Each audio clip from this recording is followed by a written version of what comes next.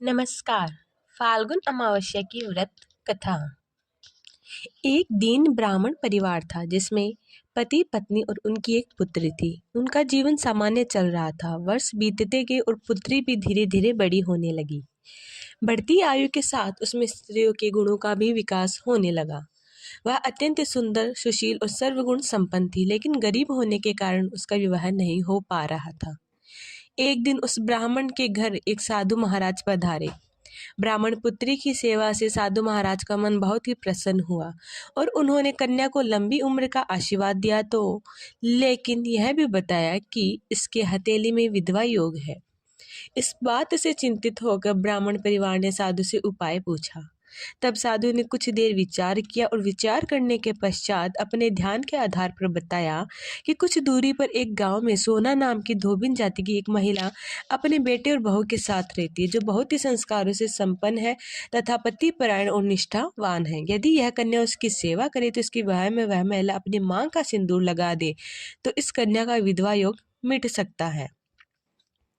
साधु ने यह भी कहा कि वह महिला कहीं आती जाती नहीं है।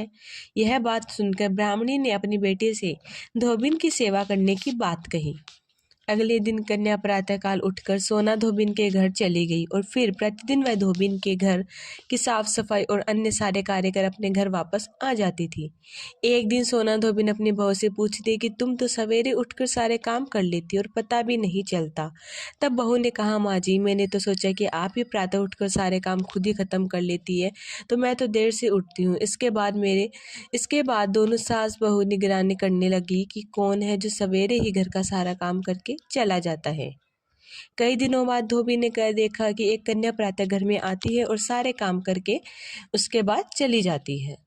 जब वह जाने लगी तो सोना धोबिन उसके पैरों पर गिर पड़ी और पूछने लगी कि वह कौन है जो इस प्रकार छुपकर उसके घर में काम करती है।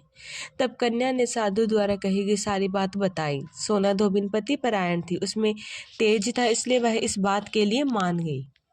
सोना धोबिन के पति थोड़े अस्वस्थ थे, इसलिए वह अपनी बहू से अपने लौट आने तक घर पर ही रहने को कहा। सोना धोबिन ने जैसे ही अपने मांग का सिंदूर उस कन्या की मांग में लगाया, उसके पति की मृत्यु हो गई। थोड़े समय बाद उसे इस बात का पता चला कि वह घर से ही निर्जल ही चलती थी। यह सोचकर कि रास्ते में कहीं पीपल का पेड़ मिलेगा तो उसे भंवरी देकर उसकी परिक्रमा करने के बाद ही जल ग्रहण करेगी। उसी दिन अमावस्या थी।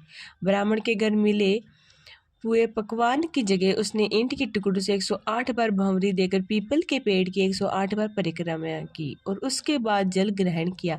ऐसा करते उसका पति वापस जीवित हो गया। इसलिए माना जाता है कि इस दिन व्रत आदि करने से पुण्य फल की प्राप्ति होती है और अमावस्या ये जो व्रत है वह जरूर ही करना चाहिए। इससे बहुत ही पुण्य फल मिलता है।